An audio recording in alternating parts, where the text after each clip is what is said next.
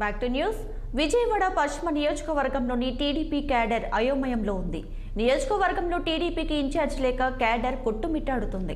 ముస్లిం ఓటర్లు అధికంగా ఉన్న నియోజకవర్గంలో మాజీ ఎమ్మెల్యే ఖాన్ని నియమించాలి అంటున్న టీడీపీ మైనారిటీ సెల్ రాష్ట్ర ప్రధాన కార్యదర్శి ఫతవుల్లాతో మా ప్రతినిధి Krishna face to face.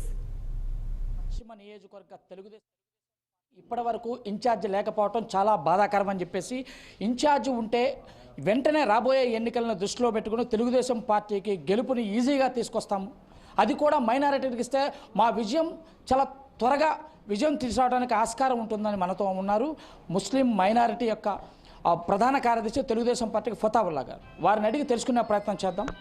Sir చెప్పండి, విజయవాడ వెస్ట్లో తెలుగుదేశం పార్టీ నుంచి ఇప్పటివరకు ఇన్ఛార్జ్ లేరు. ఇక్కడే కాకుండా దాదాపుగా రాష్ట్రంలో 40 స్థానాల వరకు కూడా ఇన్ఛార్జీలు లేకపోవడం ఏ విధంగా చూడొచ్చు? ఇప్పుడు మిగతా స్థానాల గురించి నేను మాట్లాడను, కానీ పశ్చిమ నియోజకవర్గంలో మాత్రం ముందు నుంచి తెలుగుదేశం పార్టీకి బలమైన నాయకత్వం ఉంది, అన్ని వర్గాల్లో ఉంది. అలాగే ముస్లిం సామాజిక వర్గంలో కూడా తెలుగుదేశం పార్టీకి బలమైన సపోర్ట్ ఉంది, బలమైన నాయకత్వం ఉంది. ఎక్కడైతే మేము ముస్లింలకి సీట్లు ఇవ్వాలని మేము అడుగుతామో, రాజకీయ పార్టీల నుంచి వచ్చే క్వశ్చన్ ఏంటంటే అక్కడ ముస్లిం సామాజిక వర్గం ఓటు ఎంత శాతం ఉంది, సరే ఓటింగ్ ఉంటే నాయకత్వం ఉందా అనే క్వశ్చన్స్ వస్తాయి. ఎందుకంటే ఈరోజు గెలవాలంటే ఆ రెండే మనకి పనికి వస్తున్నాయి.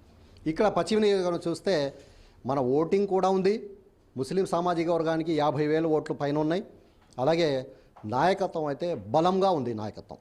కాబట్టి ఇక్కడ ఇంతకుముందు ఎమ్మెల్యేగా పనిచేసి ఎమ్మెల్యేగా ఎవరైతే ఓడిపోయారో జలీల్ ఖాన్ గారిని ఇక్కడ ఇన్ఛార్జిగా ప్రకటించాలని మేము బలంగా కోరుతున్నాం. ఎందుకంటే ఇక్కడ తప్పితే మళ్ళీ శ్రీకాకుళం వరకు ఎమ్మెల్యేగా ముస్లిం అభ్యర్థిని ప్రకటించే స్థానాలు లేవు.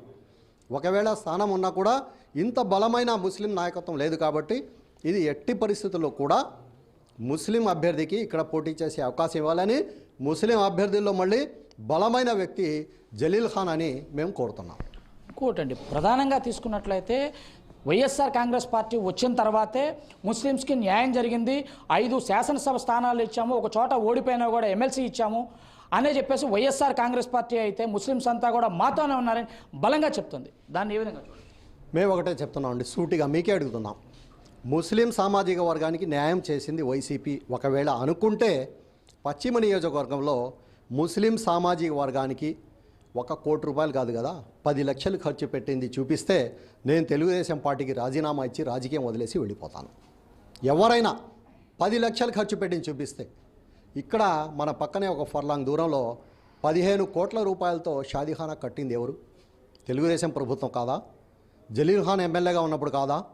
అలాగే ఇటు ఒక 2 కిలోమీటర్లు వెళ్తే ఉర్దూ కాలేజీ బ్రహ్మాండమైన ఎకరంలో బిల్డింగ్ కట్టింది ఎవరు? తెలుగుదేశం ప్రభుత్వం కాదా? చంద్రబాబు నాయుడు ముఖ్యమంత్రి కాదా అప్పుడు? జలీల్ ఖాన్ గారు ఎమ్మెల్యే కాదా అప్పుడు? మరి ఈరోజు వీళ్ళు వచ్చి మేము ముస్లిం సామాజిక వర్గం అది చేసాం ఇది చేసాం, కేవలం మీ కార్యకర్తలకి పదవులు ఇచ్చుకొని, మీ కార్యకర్తలకి కార్లు ఇచ్చుకొని, మీ కార్యకర్తలకు టీఏడీలు ఇచ్చుకొని, మీ కార్యకర్తల జీతాలు ఇచ్చుకోవడానికి మీ పదవులు పనికి వస్తాయి. కానీ సామాన్య ప్రజలకు ఎక్కడా కూడా 1 లక్ష రూపాయల లాభం కూడా జరగలేదు. వైసీపీ ప్రభుత్వం వచ్చిన తర్వాత వైసీపీ ప్రభుత్వం కేటాయించిన డబ్బులతో ఎవరు కూడా ఏ ముస్లిం విద్యార్థి కూడా విదేశీ విద్యకు వెళ్ళలేదు. ఏ ముస్లిం అమ్మాయి కూడా దుల్హన్ పథకం నాకు వచ్చింది జగన్మోహన్ రెడ్డి పంపించాడని పెళ్లికి వెళ్ళలేదు. ఏ పెళ్లికి కూడా ఒక 50,000 లక్ష రూపాయలు రాలేదు. ఎక్కడా కూడా ఒక మస్జిద్ కూడా మరమ్మతుకు ఈ ప్రభుత్వం డబ్బులు ఇవ్వలేదు.